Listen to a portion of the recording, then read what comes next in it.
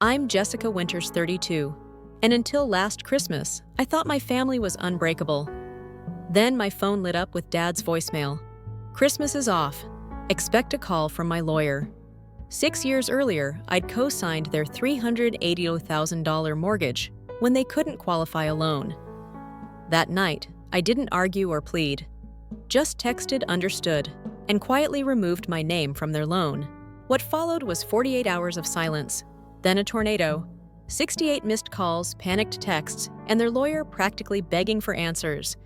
Family drama during the holidays hits differently, so grab your hot chocolate and let me know in the comments if you've ever had a Christmas disaster that changed everything.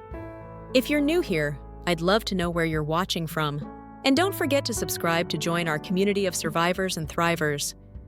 Growing up in Mapleton, a picturesque suburban neighborhood just outside of Portland, I was the daughter who could do no wrong in my father's eyes.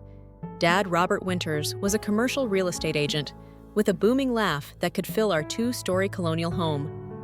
Mom, Linda, worked part-time as a dental hygienist and spent the rest of her time volunteering at church or hosting neighborhood gatherings.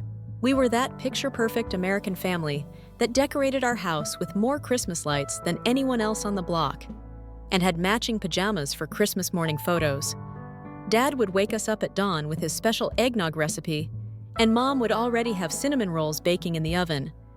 My younger brother Michael and I would race downstairs, knowing that Dad had spent hours arranging presents under the tree to create what he called the perfect Christmas tableau. Every December, we drive around looking at lights while singing carols at the top of our lungs, stopping for hot chocolate at Gregory's Diner, where the waitresses knew us by name. Those memories feel like they belong to a different lifetime, now warm, golden, untainted by the reality that would eventually surface. The shift in our relationship was so gradual that I barely noticed it happening. After college, when I landed my first marketing job in Chicago, Dad proudly told everyone his daughter was making it big in the city. I wasn't, not really. I was sharing a tiny apartment with 2 roommates and eating ramen more often than not. But I was independent and building something for myself. When the 2008 financial crisis hit, Dad's real estate business suffered badly. Properties weren't selling, commissions dried up. And suddenly, the parents who had always seemed financially secure were calling me with temporary money problems. At first, it was small things, helping with Michael's college textbooks, covering Mom's car repair.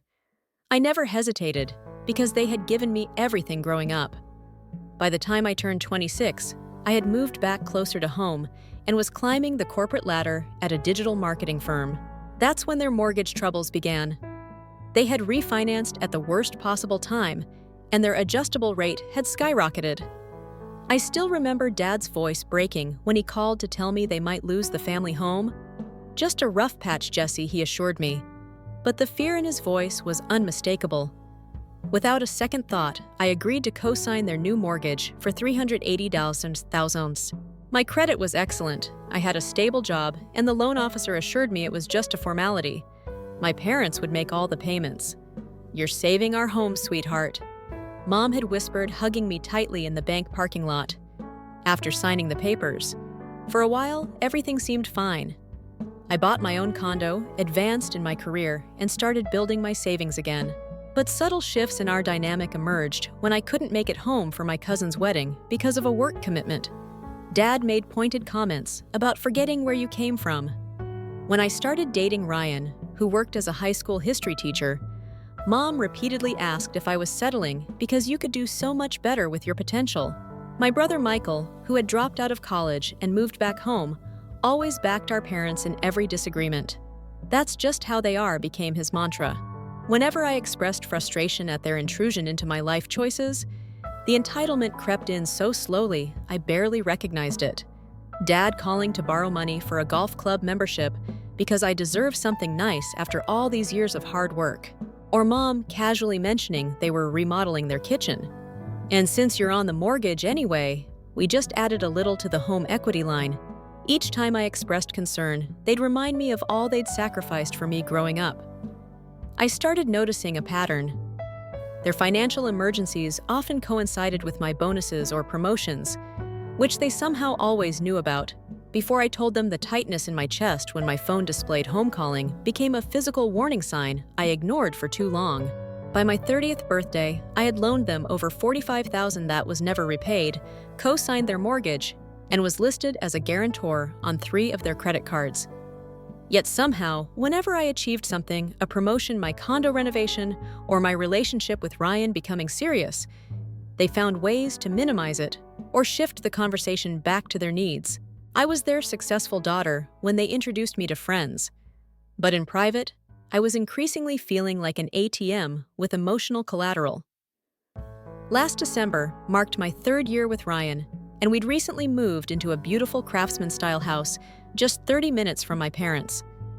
After years of cramped apartment Christmases or celebrating at my parents' house, where I was still treated like a guest rather than family, I was thrilled to host the holidays in our new home. I spent weeks planning every detail, ordering a 9-foot Douglas fir, collecting family recipes, and hand-making personalized stockings for everyone, including Michael's new girlfriend Amber, whom I'd never met.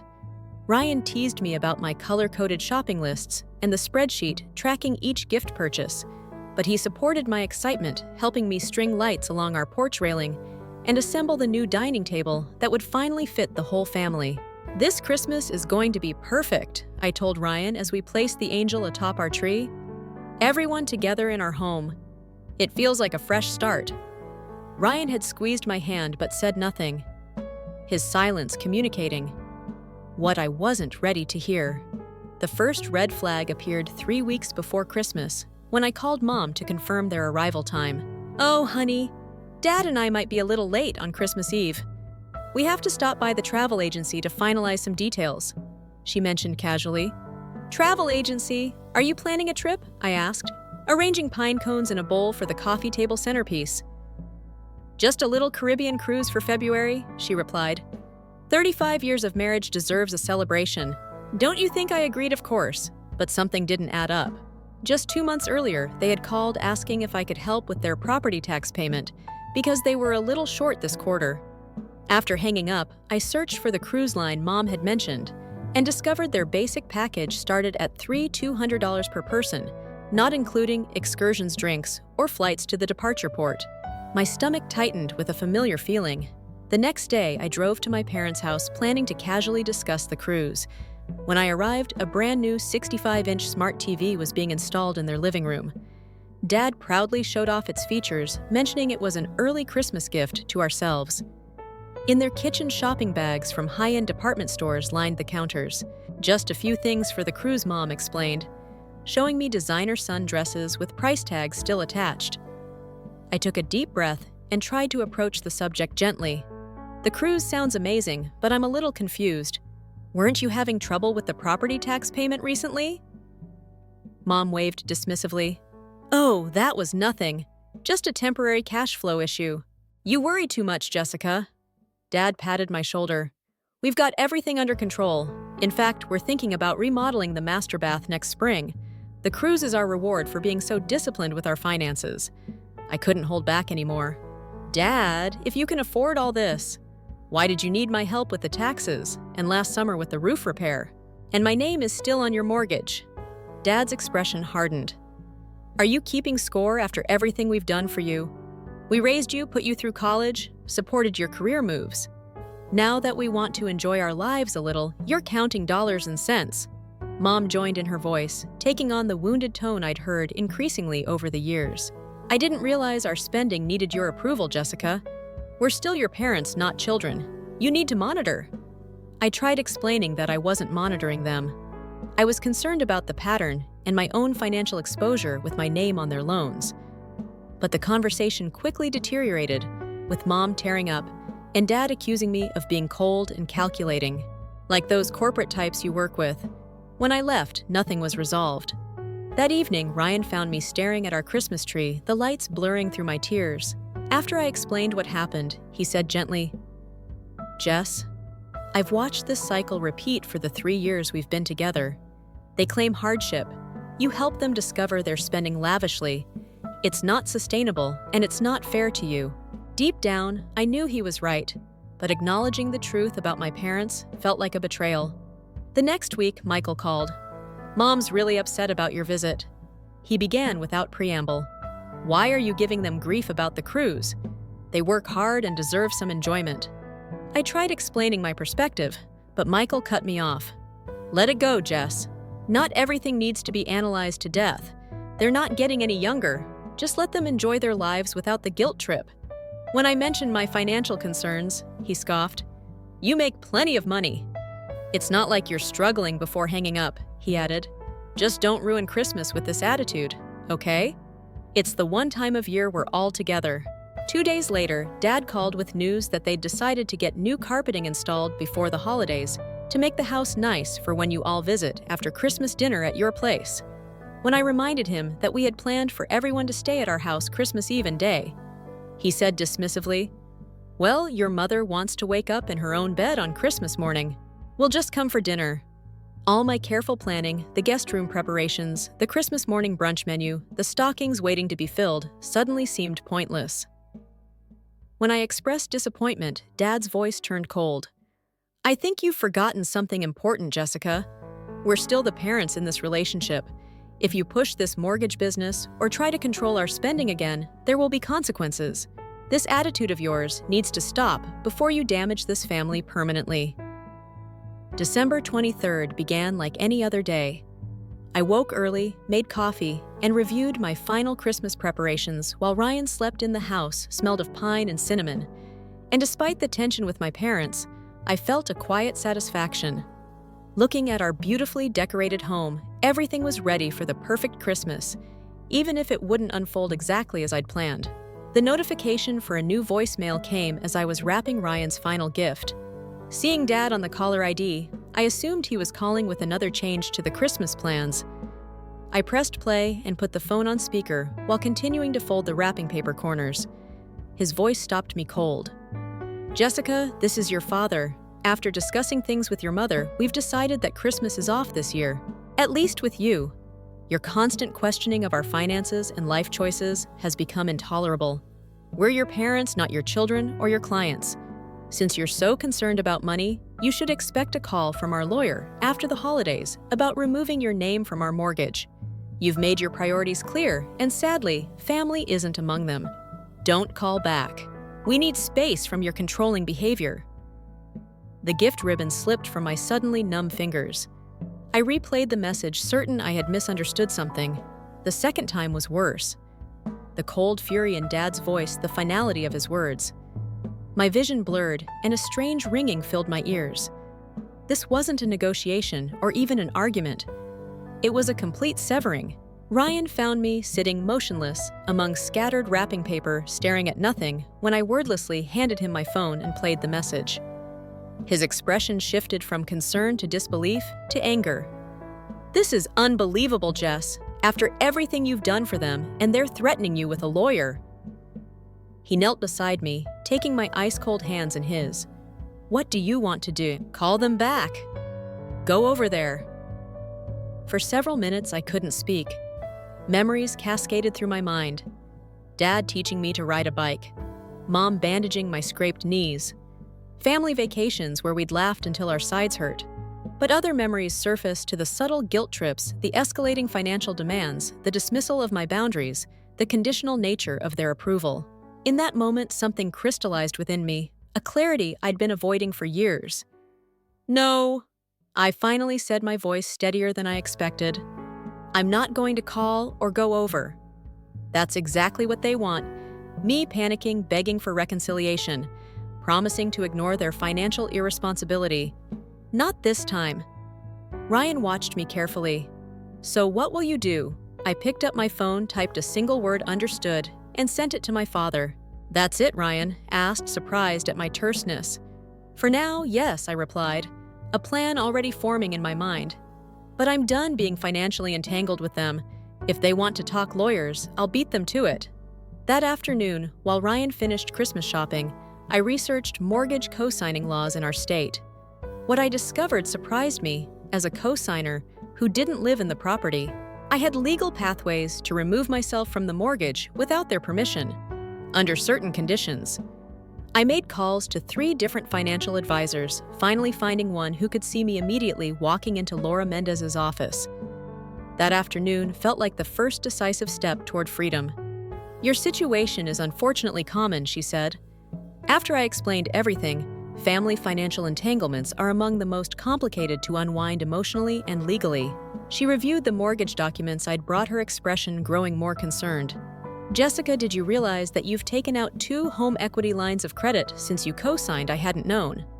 Further analysis revealed they had borrowed against nearly all the available equity in the home, an additional $120,000 beyond the original mortgage. "The good news," Laura explained, "is that you're only on the primary mortgage, not these equity lines. But given their spending patterns and these threats, we need to act quickly to protect you." She recommended a specific attorney specializing in real estate law, making a call that secured me an appointment for later that day. The attorney, Marcus Chan, reviewed my documents and confirmed what Laura had suggested. I could petition for removal based on proof that I no longer had financial interest in or benefit from the property, combined with evidence of the co-borrower's threatening behavior. "It's not instantaneous," he warned, "but we can expedite the process given the circumstances. The bank will ultimately make the final decision, but with your excellent credit history and their recent borrowing activity, you have a strong case." Walking to my car afterward, I felt a strange mixture of grief and determination. I was about to suffer one of the most fundamental financial ties to my parents, a step that would likely change our relationship forever. For a moment, my resolve wavered. Should I try one more conversation? Give them one more chance to understand my perspective? Then I remembered my father's voicemail, the cold dismissal in his voice, the casual way they had leveraged my financial stability for years while dismissing my concerns. I called Ryan. "I'm doing it," I told him. "I'm removing myself from their mortgage." His response was immediate and supportive. "Whatever you need, I'm here. This is the right move, Jess." That evening, we canceled our Christmas Eve gathering plans and began the process of returning or repurposing the perishable food I'd purchased. Looking at our beautiful home decorated for a family celebration, that wouldn't happen. I allowed myself 30 minutes to cry for the family. I thought we were for the Christmas I had planned for. The relationship, I now realized, had been built on emotional manipulation. Then I dried my tears, opened my laptop, and began meticulously documenting every financial transaction between my parents and me over the past 6 years. By midnight, I had compiled irrefutable evidence of a disturbing pattern. Their requests always escalated after my financial successes. Their emergencies were frequently followed by luxury purchases, and their promises of repayment had never once been fulfilled. Armed with this documentation and the guidance from both financial and legal advisors, I went to bed with a plan in place and a strange sense of calm. For the first time in years, I felt like I was choosing myself, not selfishly, but in recognition that healthy relationships cannot exist alongside financial exploitation, even when it's disguised as family need. Christmas Eve morning dawned gray and rainy, matching my mood, as I prepared for a day very different from what I'd planned. Instead of welcoming family for a joyous celebration, I was gathering bank statements, mortgage documents, and correspondence for my appointment with the bank. Ryan offered to come with me, but this felt like something I needed to handle alone. "I'll be fine," I assured him, trying to sound more confident than I felt. "Maybe you can start taking down some of the decorations while I'm gone." The Christmas tree and decorations that had brought me so much joy now felt like painful reminders of shattered expectations. The local branch of Mid-State Bank was nearly empty when I arrived. Most people were finishing last-minute shopping or preparing for holiday gatherings, not initiating complex financial procedures. Vanessa Johnson, the mortgage specialist I'd spoken with earlier, was waiting for me in a small glass-walled office, decorated with a tiny artificial tree. "Not how you plan to spend Christmas Eve, I imagine," she said sympathetically, gesturing for me to sit for the next 2 hours. We reviewed my situation in painstaking detail. I provided the documentation from my attorney about my legal rights as a co-signer for financial statements proving I received no benefit from the property and evidence of the threatening communication from my father. "This is certainly an unusual situation," Vanessa admitted, "but not unprecedented. The bank's primary concern is ensuring the loan remains secure." She explained that removing me would require a review of my parents' current financial situation, a process that could potentially trigger a reevaluation of their creditworthiness if their financial position has deteriorated, or if they've taken on significant additional debt. The bank might require them to refinance under different terms, she warned. Are you prepared for that possibility? The question gave me pause. Was I ready to potentially cause my parents serious financial difficulty? The doubt must have shown on my face because Vanessa added gently, Jessica, you mentioned they have substantial equity lines already. If they're struggling to manage those, this situation won't improve by maintaining the status quo. She was right, of course, continuing, as their financial safety net wasn't helping them develop better habits. It was enabling behavior that would eventually collapse anyway, potentially taking my financial security down with it. I understand, I said finally. Please proceed with the removal process. Vanessa began preparing the necessary paperwork, explaining each document before I signed. The removal wasn't instantaneous. There would be a review period during which the bank would evaluate my parents' ability to maintain the mortgage without my income and credit supporting it. Best case scenario, this process is within 72 hours, due to our expedited request, she explained. It could take longer with the holidays, but I flagged it as urgent based on the circumstances. As I signed the final document requesting my removal from the mortgage obligation, my hand trembled slightly. This signature represented more than a financial decision. It was the first concrete step in dismantling a dysfunctional pattern that had defined our relationship for years. Walking to my car afterward, I checked my phone, half expecting angry messages from my parents. There were none. Just Christmas wishes from friends and colleagues, unaware of the family drama unfolding. The silence from my parents was both a relief and unsettling. Did they assume their threat had cowed me into submission? Were they enjoying their Christmas Eve, believing they'd successfully put me in my place? Driving home, I passed houses with twinkling lights and families carrying wrapped presents inside, and a wave of grief washed over me. Despite everything, I mourned the loss of the family I had believed in, the one I had desperately tried to preserve through years of financial and emotional concessions. Ryan was waiting with hot chocolate and quiet understanding.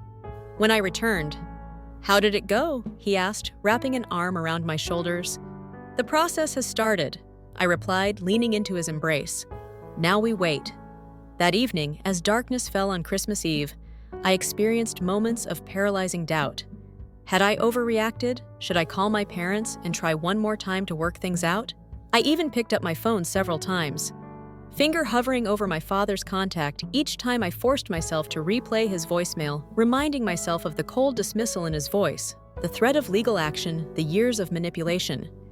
"You're doing the right thing," Ryan reassured me, finding me staring at my silent phone again. "Their reaction to your completely reasonable concerns was to cut you off and threaten you legally. That's not how loving parents behave." He was right. But the rational knowledge didn't ease the emotional turmoil. I'd been raised to believe that family loyalty trumped everything that good daughters sacrificed for their parents without question or complaint. From breaking free of that programming felt physically painful, like tearing adhesions that had formed around my heart. The bank would be closed for Christmas Day, so nothing would progress until at least December 26th. The waiting period stretched before me like an abyss to distract myself. I threw my energy into repurposing our Christmas celebration. Ryan and I decided to volunteer at a local homeless shelter Christmas morning, serving breakfast to people who truly had nowhere else to go. It felt fitting, somehow, channeling my heart into service rather than self-pity. That night, I dreamed of my childhood home, but in the dream, the doors and windows were locked against me, while I could see my family celebrating inside without me. I woke at 3 a.m., tears streaming down my face. Ryan stirred beside me. "Same dream?" he asked quietly. It wasn't the first time I'd woken crying since this began. I nodded, unable to speak through the tightness in my throat. "Come here," he said, pulling me close. "You're not alone, Jess. Not now, not ever." Wrapped in his unwavering support, I eventually drifted back to sleep. Christmas Day passed in a blur of activity at the shelter, followed by a quiet dinner at home with just Ryan and me. My brother Michael had texted that morning. "Merry Christmas, I guess," but made no mention of our parents or the canceled family gathering. I replied with a simple, Merry Christmas to you too, and left it at that. No word came from my parents. The silence was deafening, but also instructive. They were still expecting me to make the first move to come begging for reconciliation. They didn't realize yet that something fundamental had changed. On December 26th, I received confirmation from Vanessa that my removal request was being processed on an expedited basis. The bank has initiated contact with the primary borrowers, she informed me. We should have a decision within 48 hours. The countdown had begun. I knew that once my parents were notified by the bank, the fragile silence would shatter. With grim determination, I prepared for the storm. The morning after Christmas, I woke with a strange sense of calm. The initial shock and emotional turmoil had settled into a steady resolve. I went through my normal routine morning run shower breakfast with Ryan, as if the foundation of my family relationships wasn't being dismantled with each passing hour. Ryan watched me carefully as I sipped my coffee and scrolled through work emails. "You seem different today," he observed, buttering his toast more centered. I considered his observation. I think I've moved past the shock and grief, at least temporarily. Now I'm just determined to see this through. It was true.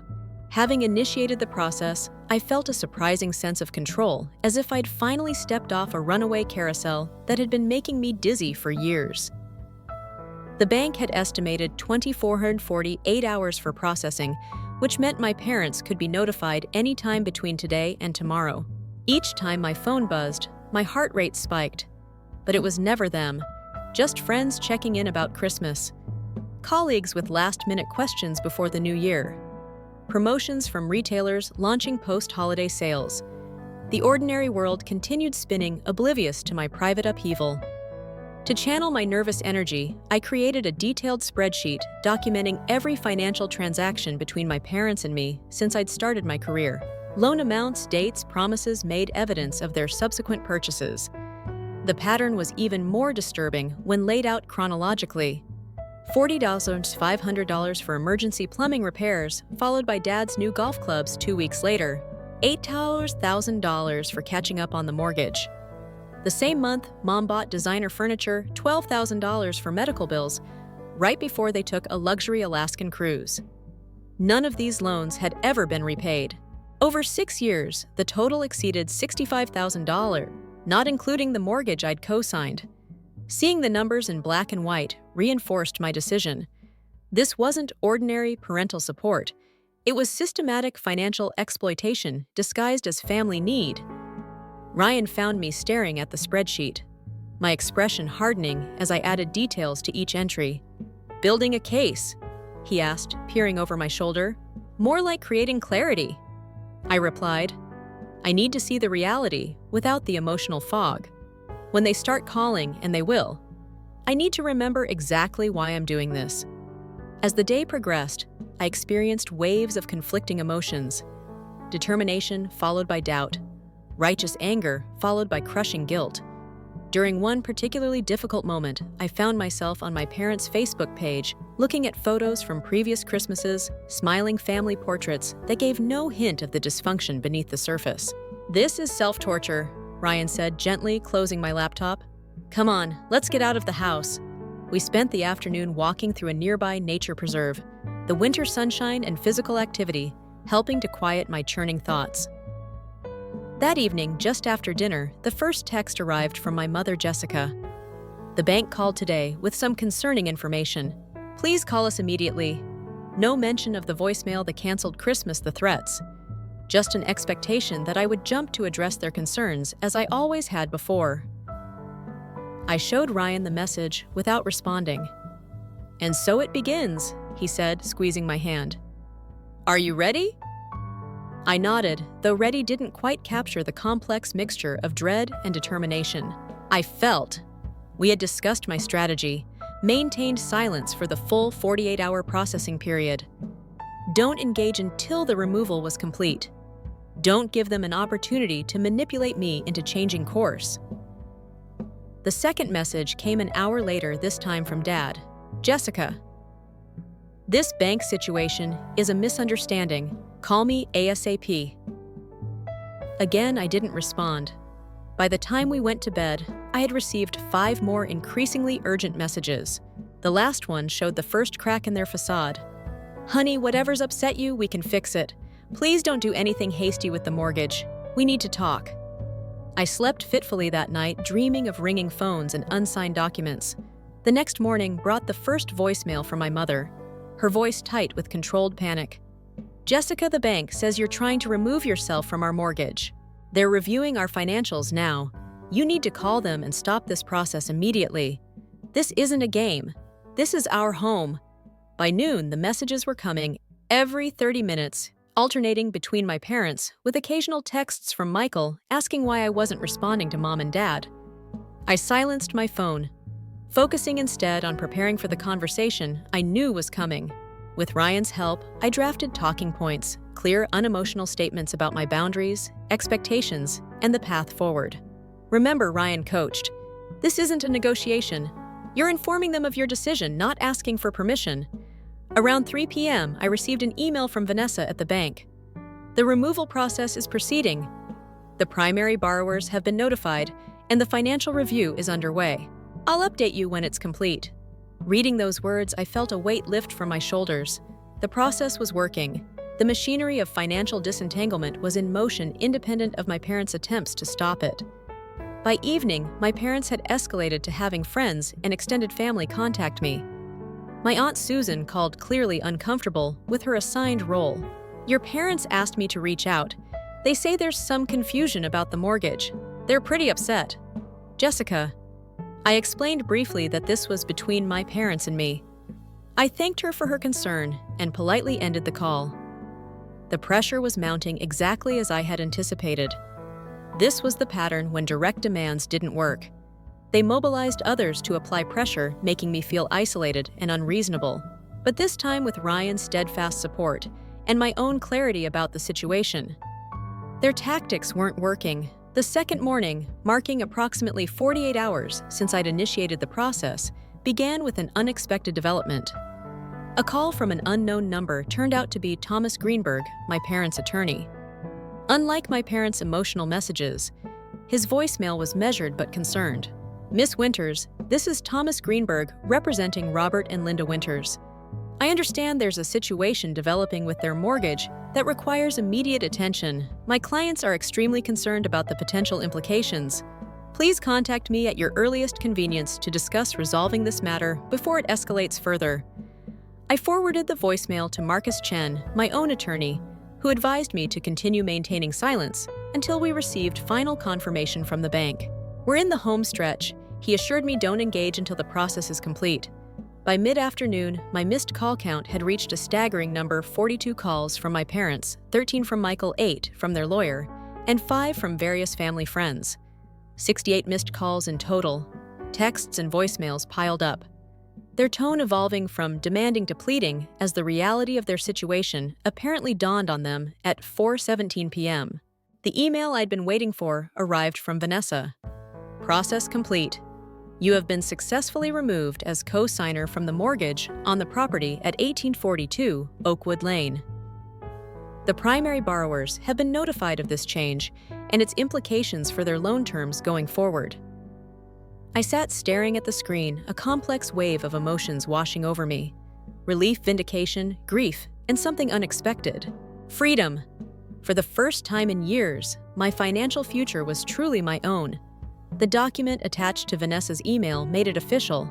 I was no longer legally tied to my parents' financial decisions. Whatever happened with their mortgage now was entirely their responsibility. The moment was bittersweet. A necessary separation, but one that carried profound implications for our relationship moving forward. I forwarded the confirmation to Marcus, who replied almost immediately, "Congratulations! You've taken an important step toward financial independence. Now we can prepare for the conversation that will inevitably follow." As if on cue, my phone began ringing again. My father's name flashing on the screen with a persistence that would have intimidated me just days earlier. This time I felt ready to answer, but not quite yet. First, I needed to center myself completely in my new reality. I turned to Ryan, who had been my anchor throughout this process. "It's done," I told him, showing him the email. "I'm free!" He pulled me into a tight embrace. You've been so brave, Jess. I'm incredibly proud of you. Tomorrow, I would begin the process of establishing new boundaries with my family, boundaries based on mutual respect rather than financial obligation. Tonight, I would allow myself to process the complex emotions of this necessary ending. The calls continued into the evening, but for once, I didn't feel responsible for immediately addressing my parents' crisis. Their financial reckoning had been inevitable. I had simply stopped postponing it at my own expense. As the 48-hour window closed, I prepared to enter a new phase, one where I would engage, but on completely different terms than ever before. The morning after receiving confirmation that I'd been removed from the mortgage, I woke to find 68 missed calls accumulated over the past 2 days.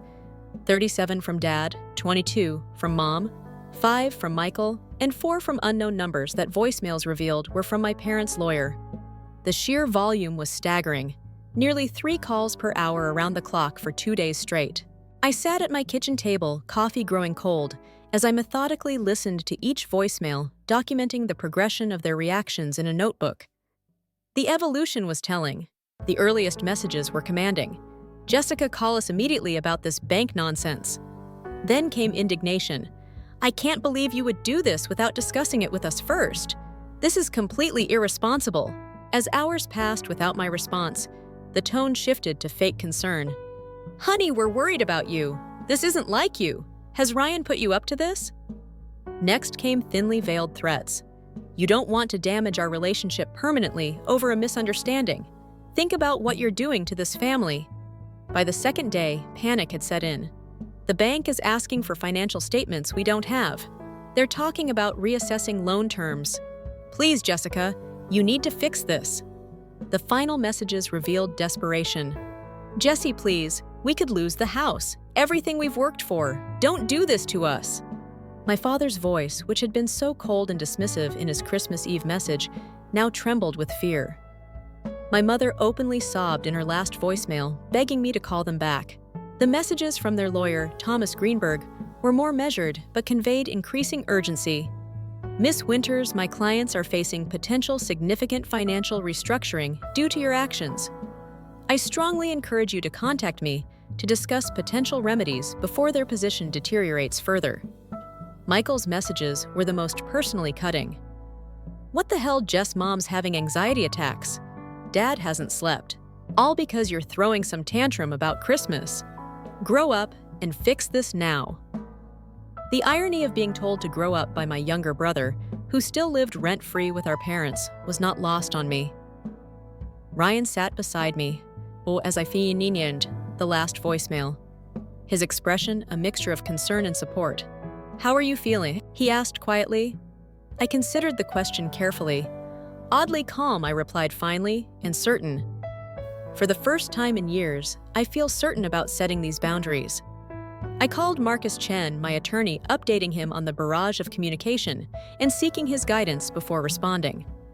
"This reaction is exactly why we expedited the process," he noted. "They clearly relied on your financial backing more than they admitted. Now that you've heard them out, I think it's time for a clear, documented response from our side." Following Marcus's advice, I spent the afternoon crafting a comprehensive email to my parents, their lawyer, and Marcus. It detailed my decision, the reasons behind it, and my conditions for future communication, all expressed in factual, unemotional language.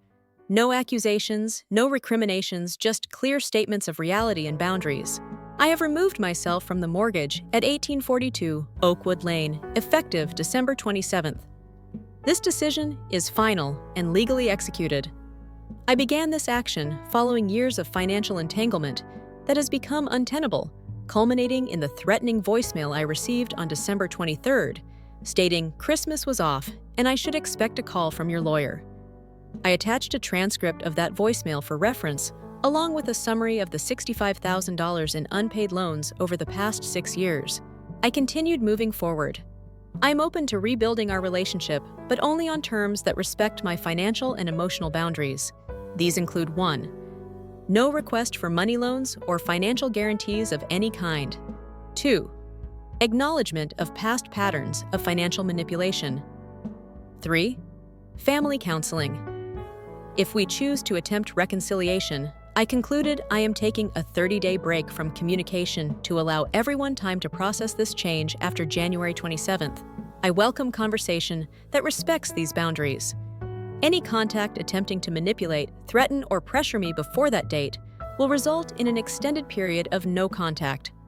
After reviewing it with Ryan and making a few adjustments, I sent the email, then immediately turned off my phone.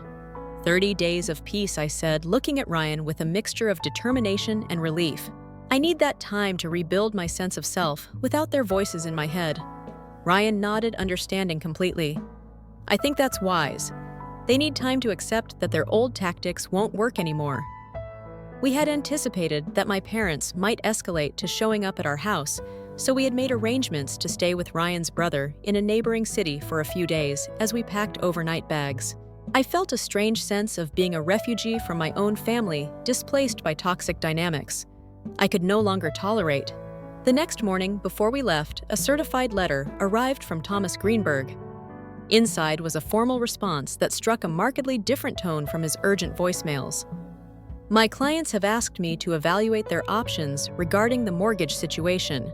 Upon review of the documentation, I must advise them that your removal as co-signer was executed legally and appropriately.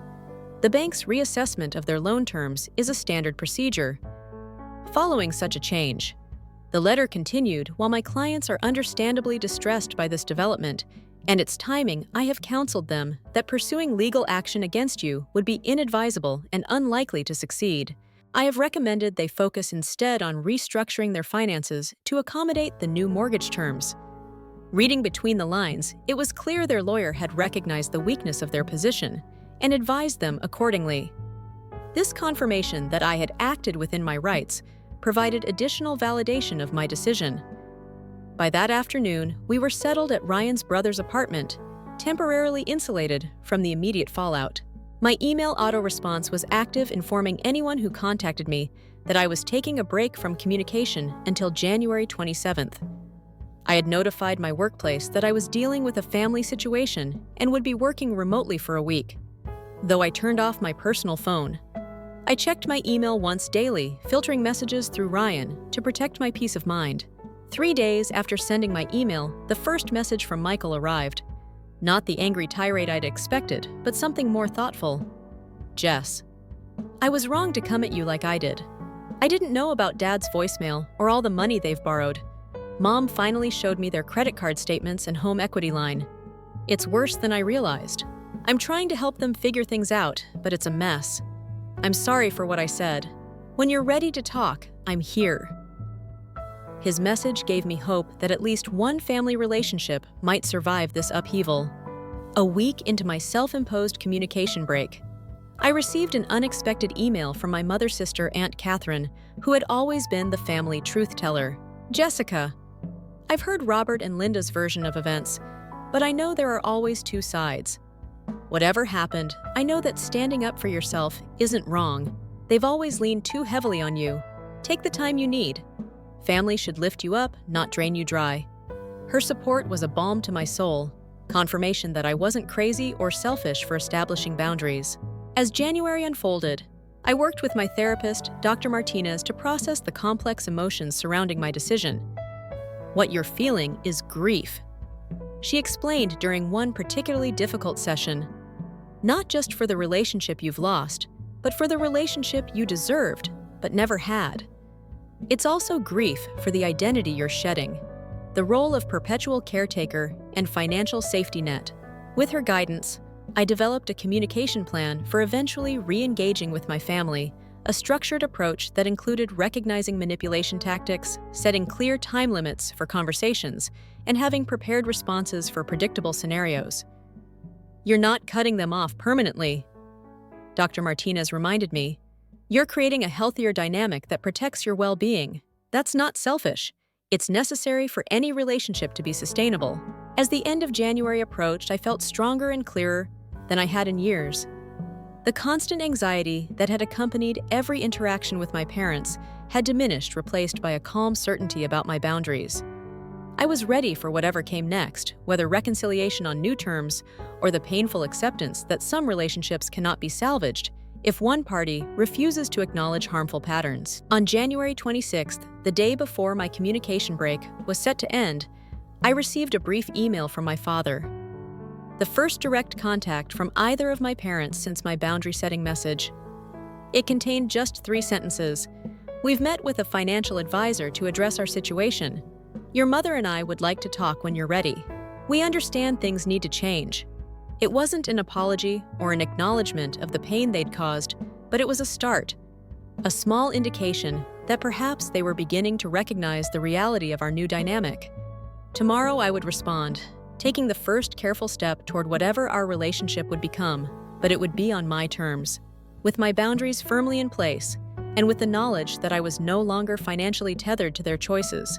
24 hours after receiving my father's brief email, my self-imposed communication break officially ended.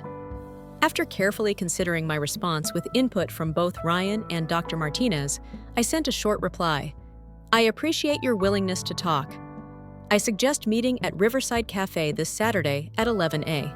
I'll be bringing Ryan for support." Choosing a public location was deliberate.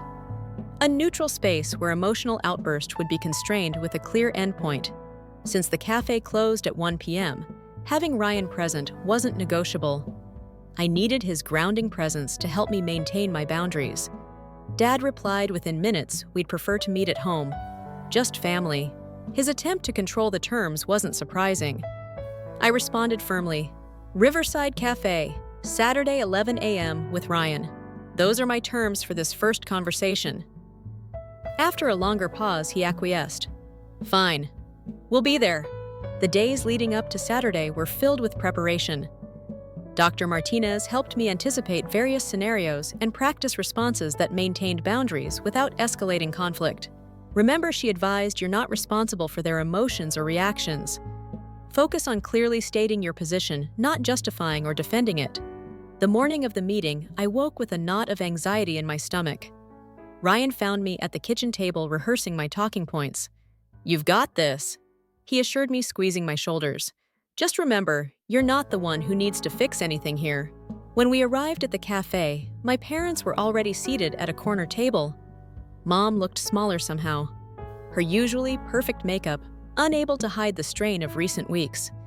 Dad sat rigidly, his jaw tight. Neither stood to hug me, the first indication that this was indeed a different kind of family meeting. Ryan and I sat across from them, and for a long moment, no one spoke. Finally, Dad cleared his throat. "You've put us in a very difficult position, Jessica." His opening line confirmed my suspicion that we weren't here for an apology. "The bank has given us 60 days to either qualify for the mortgage on our own or find a new co-signer. Our monthly payment will increase by $640 if we refinance under current rates." I let his statement hang in the air, resisting the familiar urge to offer solutions or express sympathy. After an uncomfortable silence, I responded evenly. "I understand this is a challenging transition. As outlined in my email, I'm open to rebuilding our relationship, but not our financial entanglement." Mom interjected, her voice quavering. "How could you do this to us, Jessie? After everything we've done for you, we're your parents." It was the guilt tactic I'd anticipated. I took a slow breath before responding.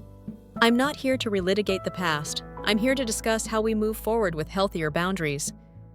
Dad's face flushed. "Boundaries? We gave you life, raised. You paid for your education. Now when we need help, you talk about boundaries." Ryan shifted beside me, a subtle reminder of his support. I maintained eye contact with my father. "Yes. Boundaries. Like not threatening me with lawyers when I expressed concern about financial decisions. Like not canceling Christmas as punishment for questioning the mortgage I co-signed." Mom dabbed at her eyes with a napkin.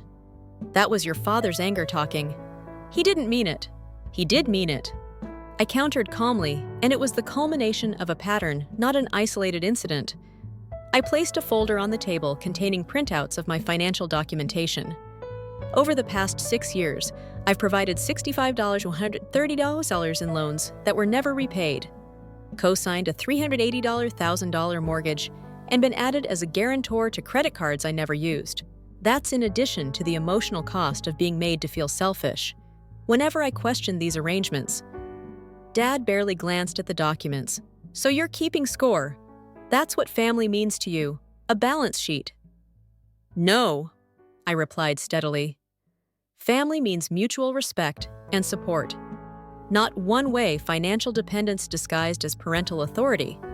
Our conversation continued in this vein for nearly an hour, my parents alternating between guilt tactics, minimizing their actions, and expressing indignation at my betrayal. Each time I calmly redirected to the core issue, their behavior had damaged our relationship, and rebuilding would require acknowledgement and changed patterns. The turning point came unexpectedly when I mentioned the Caribbean cruise they'd booked, while claiming to be unable to pay their property taxes. Dad waved dismissively. That was a special anniversary celebration. Everyone deserves some luxury. Funded by whose luxury? I asked quietly. The $12,000 I gave you that month for what you said were medical bills. Mom's expression changed suddenly, eyes widening as she turned to Dad. You told me that cruise was paid for with your year-end bonus. A heavy silence fell over the table. Dad shifted uncomfortably, avoiding Mom's questioning gaze. Robert, she pressed. Did you use Jessica's money for our cruise? His non-answer was answer enough. Mom turned to me, genuine shock on her face. I didn't know Jesse. He told me different stories about where the money was coming from. It was the first crack in their united front. The first indication that perhaps their financial deception had layers. I hadn't even recognized for the remainder of our meeting. A subtle shift occurred. Mom asked more questions, listening with growing distress as I outlined the pattern of financial manipulation. Dad became increasingly defensive, eventually muttering that he needed air and stepping outside. With him gone, Mom spoke more freely. Things have been worse than I realized, she admitted quietly. The home equity lines, credit card debt. I signed papers without fully understanding what they meant. Robert handles the finances. Mom, I said gently. You're an adult with equal responsibility in this marriage. Not knowing doesn't excuse the impact on me. She nodded slowly, tears spilling onto her cheeks. I don't know how we got here or how to fix it. As we prepared to leave, Dad returned, his expression closed and defensive. I outlined my conditions for moving forward: financial transparency, family counseling, and absolute adherence to the boundary of no money requests. And if we refuse these conditions, Dad asked stiffly, then we'll have very limited contact. I replied simply, I won't subject myself to patterns that have proven harmful. Outside the cafe, Ryan held my hand tightly as we watched my parents drive away. You did amazing, he said. How are you feeling, lighter? I realized like I've finally said things I've needed to say for years. The aftermath of our confrontation unfolded in unexpected ways. That evening, Michael called his first direct contact since his apologetic email. Mom's a mess, he began, but without his earlier accusatory tone. She says she didn't know about a lot of the financial stuff that Dad kept her in the dark. And you believe her? I asked cautiously. He sighed heavily. I don't know what to believe anymore. I found papers in Dad's office yesterday. They've remortgaged the house twice. There are credit cards I never knew about. It's worse than either of us realized, Jess. For the first time, Michael and I had a genuine conversation about our parents' behavior. Not as adversaries, but as adult siblings, trying to understand a troubling family dynamic. 2 days later, I received separate emails from my parents. Mom was contrite, acknowledging her complicity through inaction and expressing a willingness to try family counseling. Her dad's was briefer and less yielding, but he agreed to discuss these issues further in a professional setting. Their lawyer, Thomas Greenberg, also reached out with an unexpected disclosure.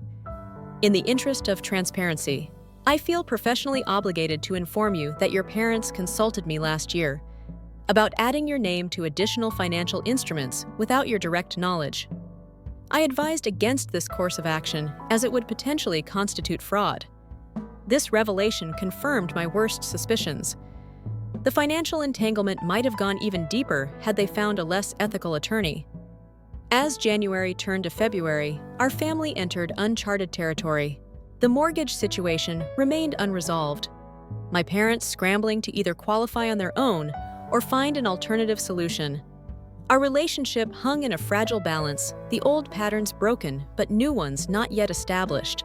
What had become clear through our confrontation was that the financial manipulation had been largely driven by my father, with my mother's complicit ignorance enabling his behavior.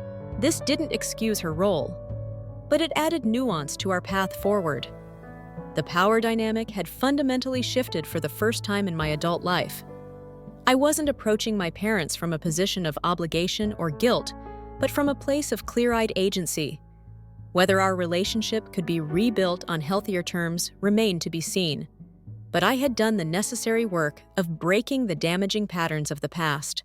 As Dr. Martinez reminded me in our session following the confrontation, family relationships should be maintained because they're nurturing and supportive, not out of obligation or fear. You've created the space for something healthier to potentially grow that space. Painful as it was to create, felt like the most honest gift I could give to both my family and myself. By mid-February, news of our family rift had spread through the extended family grapevine, creating ripple effects I hadn't fully anticipated. Aunt Susan called first, her voice tight with disapproval. "Family problems should stay private, Jessica. Your parents are devastated by this public embarrassment." Uncle Jim took a different stance, calling to offer support. About time someone stood up to Robert's financial shenanigans. He tried to rope me into co-signing a boat loan last year. Cousins weighed in via text and social media messages, some expressing sympathy, others suggesting I was overreacting to normal family dynamics. The spectrum of reactions highlighted how differently people viewed financial boundaries and family relationships. My maternal grandmother, Nana Beth, surprised everyone by firmly taking my side.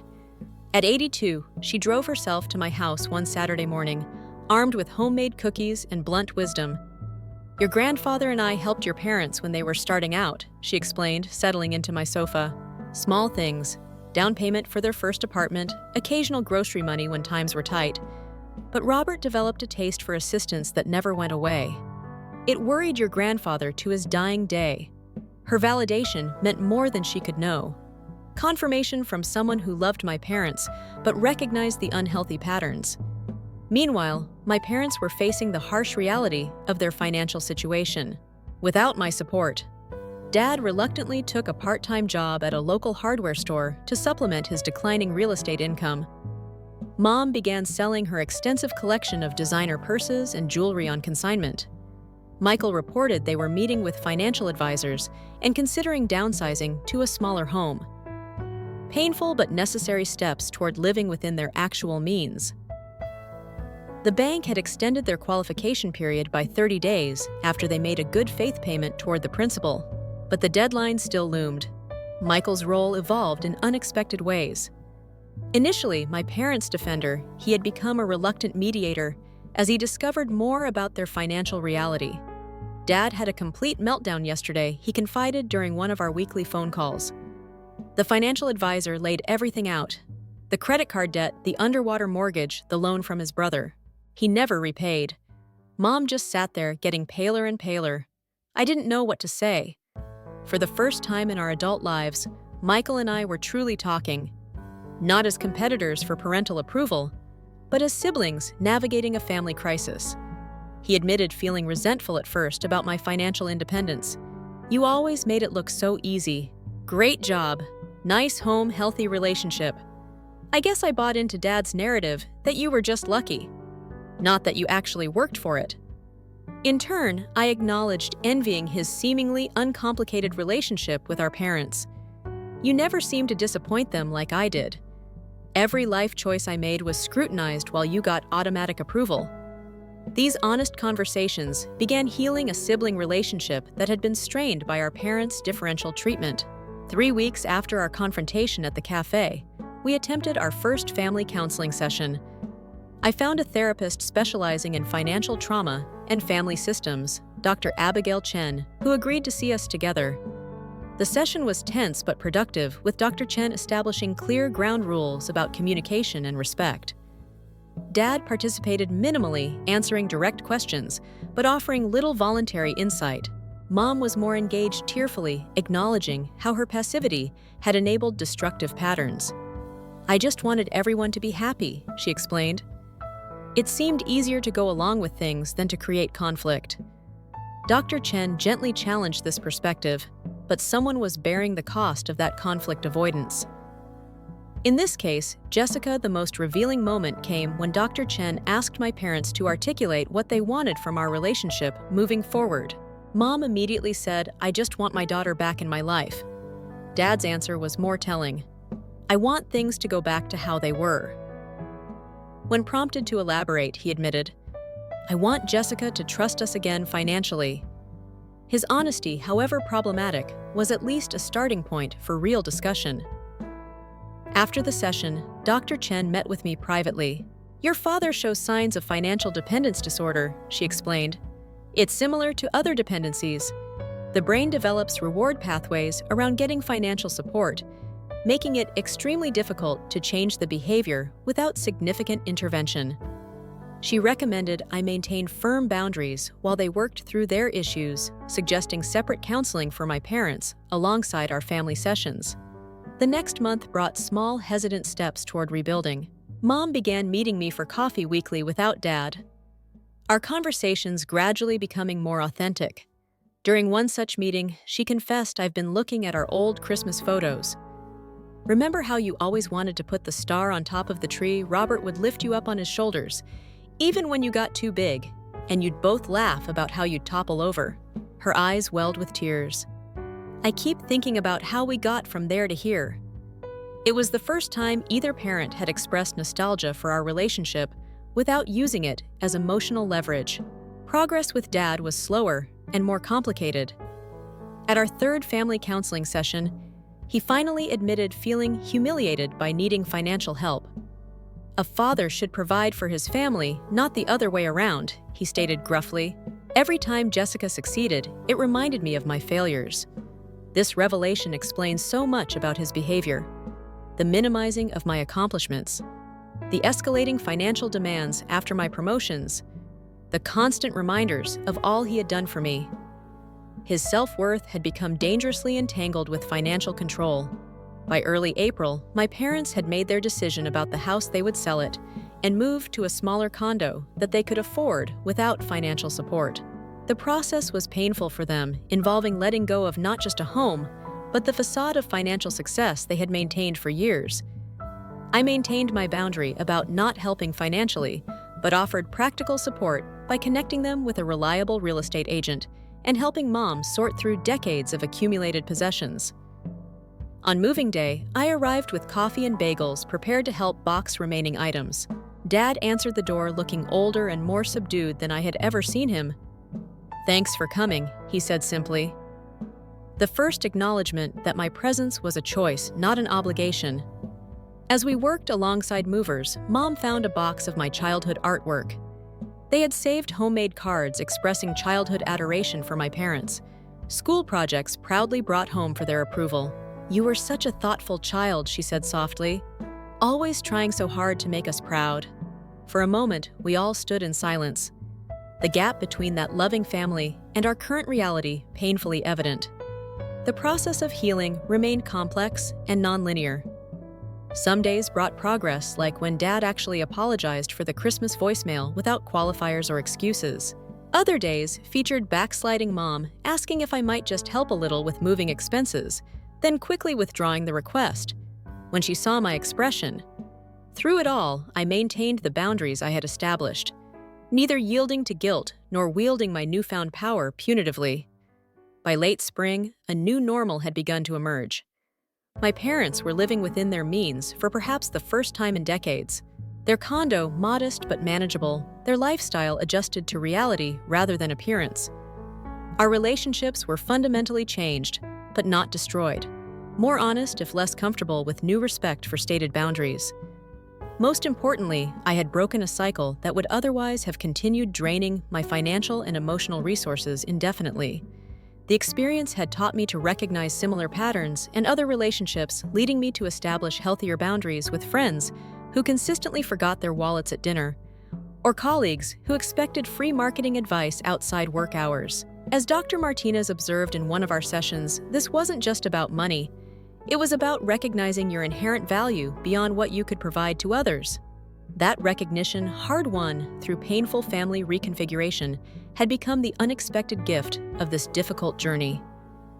6 months after that fateful Christmas voicemail, summer sunshine warmed the patio of my backyard as I arranged chairs in a semicircle. "Is this enough seating?" I asked Ryan, who was manning the grill. Michael said he might bring a friend, but I'm not sure if that's still happening. Ryan looked up from the sizzling hamburgers. "Better add one more just in case. First family barbecue at our place. Pretty big milestone." I nodded, feeling a mixture of nervousness and quiet pride. Today marked the first casual family gathering since the mortgage confrontation, a deliberately low-pressure event designed to nest our new family dynamic. No holiday expectations, no overnight stays, just a few hours of shared food and conversation. As I set out plates and utensils, I reflected on the journey of the past 6 months. The initial shock and pain had gradually given way to something unexpected. A more authentic relationship with my family, built on reality rather than obligation or pretense. My parents arrived precisely on time. Another new development before they would have shown up early with opinions about my hosting choices or called last minute with some reason for delay. Dad carried a store-bought dessert, Mom a bouquet of summer flowers. "The yard looks wonderful," Mom commented, genuinely admiring the garden beds. Ryan and I had spent spring weekends creating. "You always did have a good eye for color combinations." Dad handed me the dessert box somewhat awkwardly. "Didn't know what you might want, so I got the sampler thing. The bakery lady said it's popular." The small gesture, choosing something with me in mind without assuming he knew best, represented significant growth. Michael arrived shortly after, bringing his friend Donna, a soft-spoken librarian he'd been dating for 2 months. Their relationship seemed to be nurturing a more thoughtful side of my brother that I'd rarely seen before. As we settled around the patio table with our food, the conversation remained lightweight. Neighborhood developments, Michael's new job and IT support, a funny story about Mom's book club selecting an accidentally risque novel. Beneath the ordinary topics, though, I noticed subtle but significant changes. Dad didn't dominate the conversation as he once would have. Mom asked follow-up questions about my recent work projects, showing genuine interest rather than comparing them to some imagined better alternative. Most notably, no one mentioned money. Not their financial situation, not my career success, not the cost of anything discussed. It wasn't that we were avoiding the topic. Rather, it had been rightfully relegated to its proper place in our relationship. Just one aspect of life, not the defining factor in our interactions. After dessert, I found myself alone in the kitchen with Dad as I brewed coffee. He leaned against the counter, looking out the window at Ryan and Michael, discussing the vegetable garden. "I've been wanting to say something." He began, his voice quieter than usual, but I needed to be sure. I meant it first. I waited, giving him space to continue at his own pace. "I'm sorry, Jessica, not just for the voicemail or the mortgage situation, but for years of me taking advantage of your success and generosity. I convinced myself it was my due as your father." He turned to face me directly. "The financial counselor we've been seeing. He helped me see that I was using money as a form of control because I felt inadequate in other ways. It's no excuse, but I'm working to understand it so I don't repeat the pattern." The apology I had once desperately wanted now came when I no longer needed it for closure. Yet it still mattered. "Thank you for saying that," I replied simply. "It helps."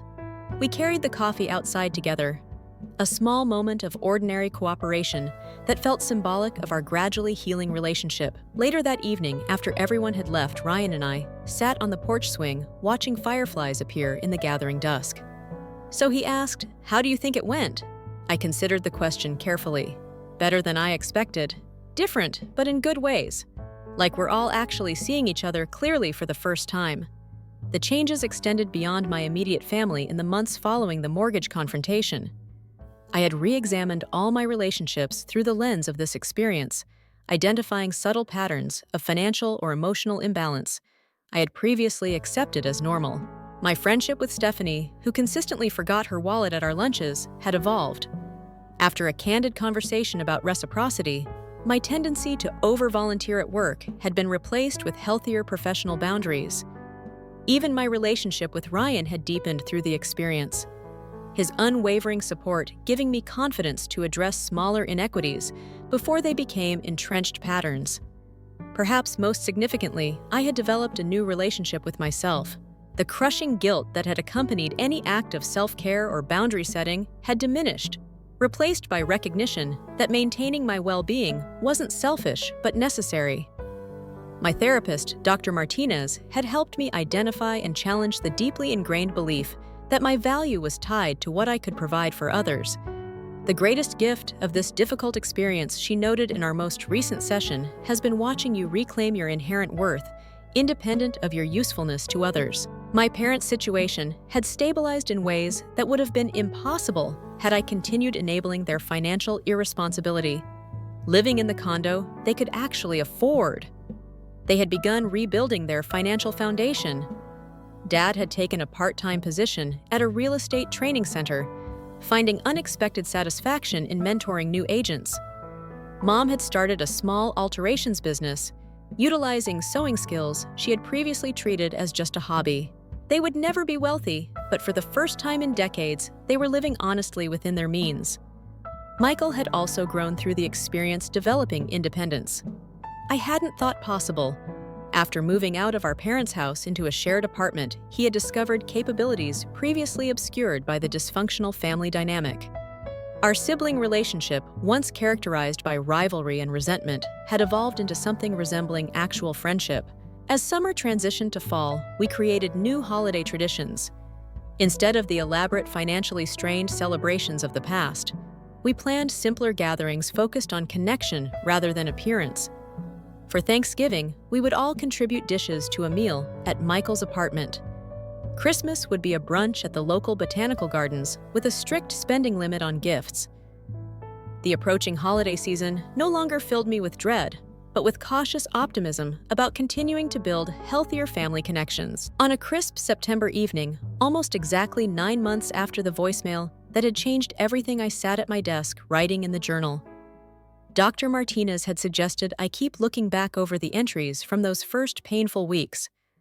I could trace the evolution not just of my family relationships, but of my understanding of what family should be. True family, I had discovered, supports your growth rather than sabotaging it to maintain control. True family respects boundaries rather than treating them as betrayal. True love empowers rather than exploits.